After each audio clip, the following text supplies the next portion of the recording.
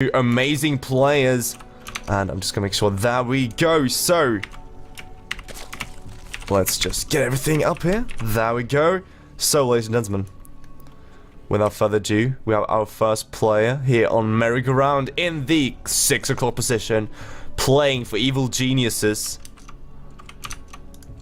It is going to be the one and only Tyrant of StarCraft 1, and maybe of StarCraft 2 soon, if it does get slightly better. It is going to be Jaedong. And I can't even zoom in, wow, that was the wrong key. Well, anyhow, fails aside, we have our second player in the top right-hand side, playing for Yo Flash Wolves. Showing you some really strong temples, choosing not to do that this time at least. It's going to be Ian. And he has decided temples are great, but only a certain amount of them. And this is enough for him.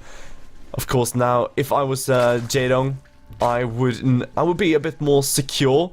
And, well, this is more than just secure. Jaedong gets 10 pulled the first game. The second game, he gets 10 pulled, 10 gassed.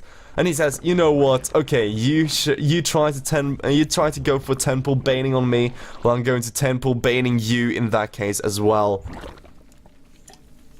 So, 10 pull bane from Jaedong this time is going to show his opponent how to play ZVZ. Choose to go for 3 in gas right away, of course, because he wants to get the bane nest quite early on. But after that, we're going to see 2 in the gas.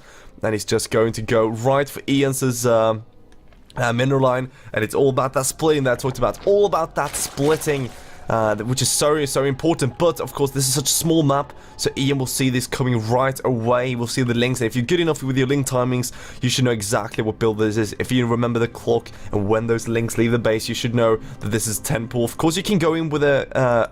Overlord, sorry. If it is a 10 pull, if it's a 9 pull though, you cannot.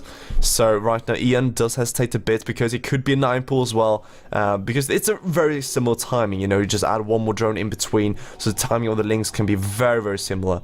So if you're not 100% sure on the timings, well, that could be very difficult for you. Now we do see Ian starting a spine call at the same time though. Jaedong starts chipping on this hatchery, and we might see Ian pulling a few drones. He doesn't yet though, and Ian does have quite a few links with this.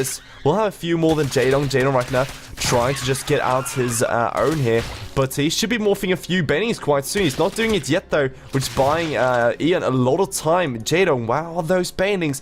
He's trying to kind of faking out Ian here by only showing his links here and trying to go for their base, which means that Ian shouldn't be ready for any baning aggression whatsoever. We should see a second baning started here by Jaedong, which is going to be started here. He's making sure there's not in vision of Ian, and Ian right now producing so many links. Here comes the first baning though. It's going to connect with all those links. Oh my god, Ian with a huge mistake. And right now, we do have the Queen, we do have the Spine Cord to defend this, but is it going to be enough though? I'm not really certain. If he gets the surround of the Queen, which he does, he might just be able to crush through here. We did see a few drones coming out, and one baning is ready. Should be saved though for a later use. That Spine Cord is going to have quite a bit, but the baning is getting focused down. The baning is going to detonate on nothing. The Queen goes down though. We have more Queens on the way for Ian. And, well, Ian holds.